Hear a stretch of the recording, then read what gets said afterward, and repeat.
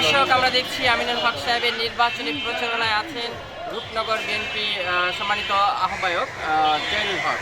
এই যে এত সুন্দর একটি নির্বাচনী প্রচারণা করছেন, এইভাবে কি প্রতিদিনই বিভিন্ন ওয়ার্ড পর্যায়ে? হ্যাঁ, ইনশাল্লাহ প্রতিদিনই ঢাকা 16 আসনের জানে শীষের প্রার্থী বিএনপির মনোনীত জনাব আমিনুল হক প্রতিদিনই এইভাবে নির্বাচনী প্রচারণা করতেছে। তার নির্বাচনী প্রচারণার কথা শুনলেই মানুষের দল মানুষ স্বতঃস্ফূর্তভাবে তার সাথে নির্বাচনী প্রচারণায় অংশগ্রহণ করছে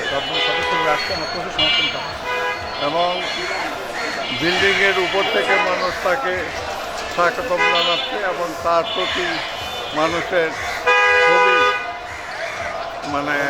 আস্থা জমছে এবং বাংলাদেশি ভোট দেবে এ বলে গণজোয়ার দেখছি। ধন্যবাদ।